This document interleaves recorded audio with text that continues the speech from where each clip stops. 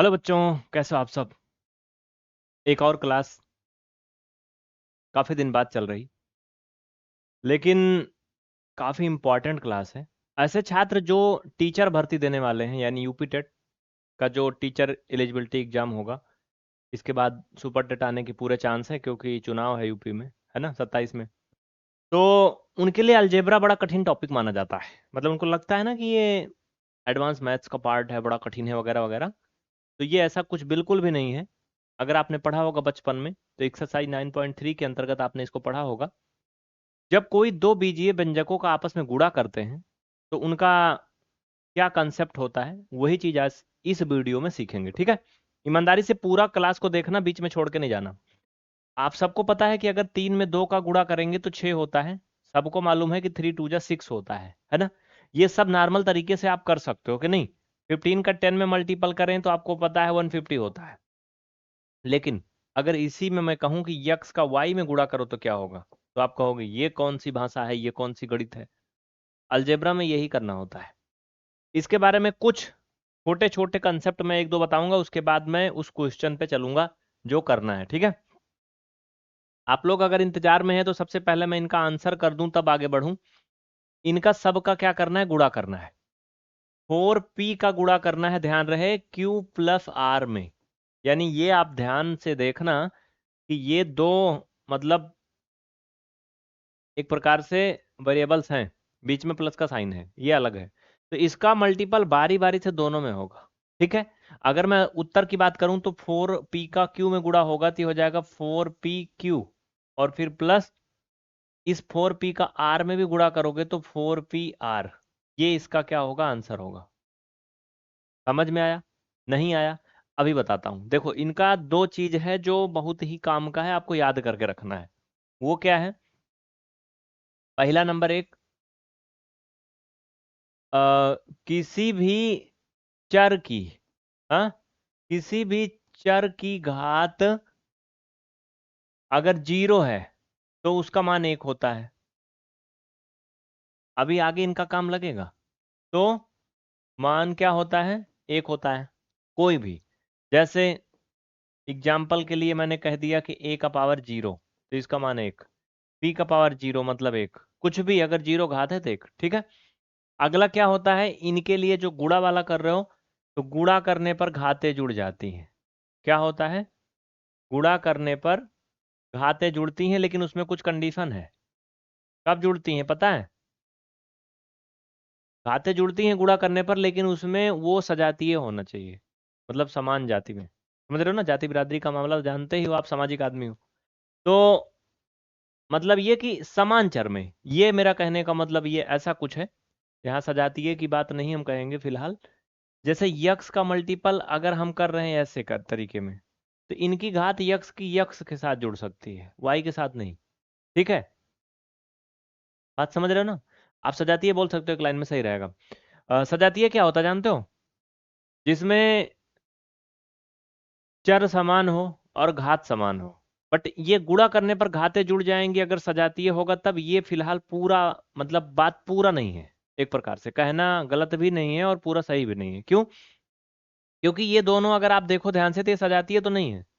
क्यों? क्योंकि इनकी घात अलग अलग है, लेकिन गुणा करने पे घातें जुड़ जाएंगी। मतलब समान चर आप कह सकते हो, एक लाइन में सीधा सीधा समान चर में। ठीक है, तो इनकी घात जुड़ जाएगी, अगर इनको गुणा करेंगे तो x की पावर 3 हो जाएगा, ऐसा। ठीक है, ये बहुत याद करके रखना है आगे बढ़ने के लिए।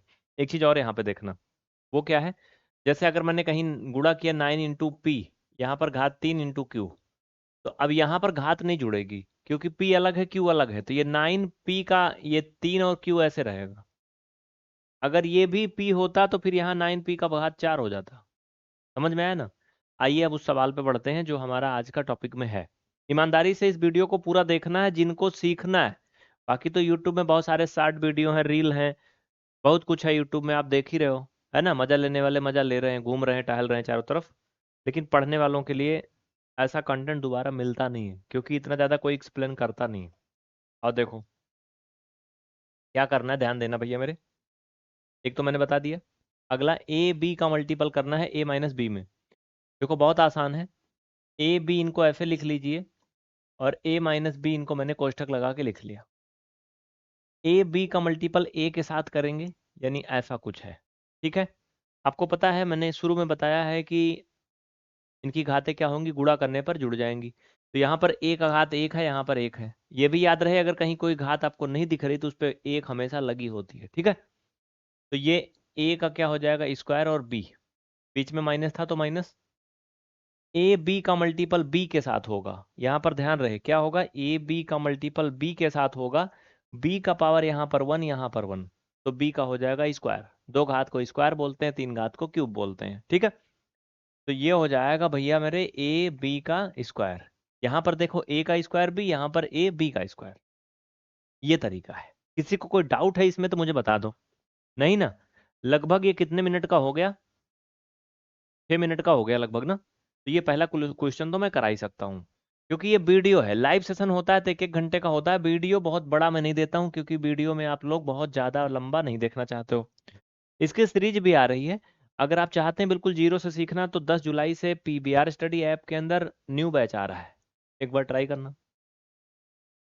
इसको देखो भैया, a प्लस बी, इसका मल्टीपल है किसके साथ में, 7a स्क्वायर बी स्क्वायर। इसको मैंने कोष्ठक में कर लिया, बट जरूरत नहीं थी। क्यों? क्योंकि ये तो सिंगल है बेचारा, बीच में कोई चिन्ह नहीं, मतलब ये सिंगल पद है। तो इस पूरे का गुणा करेंगे a के साथ में। ठीक है, याद रखना। आओ करते हैं, क्या करना है, a का गुणा करना है 7a स्क्वायर बी स्क्वायर के साथ में। ठीक है, तो मेरे भैया ये 7 तो 7 ही रहेगा।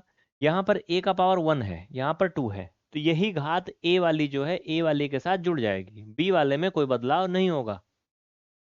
बात समझ पा रहे हो ना, बी वाला वैसे का वैसे ही रहेगा।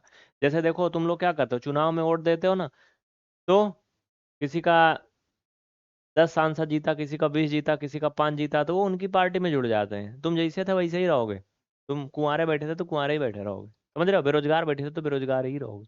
तुम्हारी लाइफ में बहुत बड़ा बदलाव नहीं होगा। तो इनका कनेक्शन कहाँ से है, इनके साथ में, तो यहाँ पे जुड़ेंगे। तो ये फाइनल में हो जाएगा 7a, ये 3। ठीक है, 7a का क्यूब बोलेंगे, और ये b का क्या, स्क्वायर। b का स्क्वायर चूंकि पहले से था, अब बीच में प्लस का साइन था तो प्लस, फिर इसके साथ में इसका गुणा करोगे तो अब की ध्यान रहे यहाँ पर b आ रहा है। क्या आ रहा है यहाँ पे, b का घात जुड़ेगी, तो ये 7a स्क्वायर ऐसे रहेगा, b का क्यूब। बस खत्म, इतना ही करना था। ये आपका शायद क्लास 8 की मैथ है, एक बार देखना, क्लास 8 एनसीईआरटी। अच्छा, क्लास का नाम ले लो तो लोगों को लगता है ये तो छोटे बच्चों वाली है ना, लेकिन अभी यही सवाल जो लोग यूपीएससी का सी सेट भी देते हैं और जिनका मैथ से बैकग्राउंड नहीं रहा है, मैथ ठीक ठाक नहीं है, उनके लिए भी बड़ा मुश्किल वाला हो जाता है।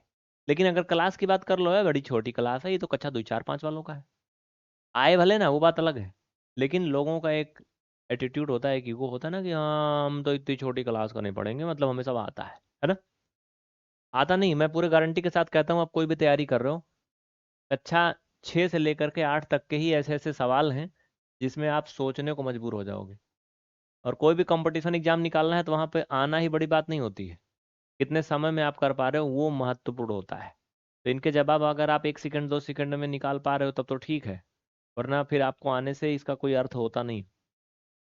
4a का इसके a के स्क्वायर के साथ में मल्टीपल करो तो 4a का क्या हो जाएगा, क्यूब, माइनस ये 9 का मल्टीपल कर लो भैया, तो 9 4 जा 36, और a हो गया खत्म, पहला सवाल डन।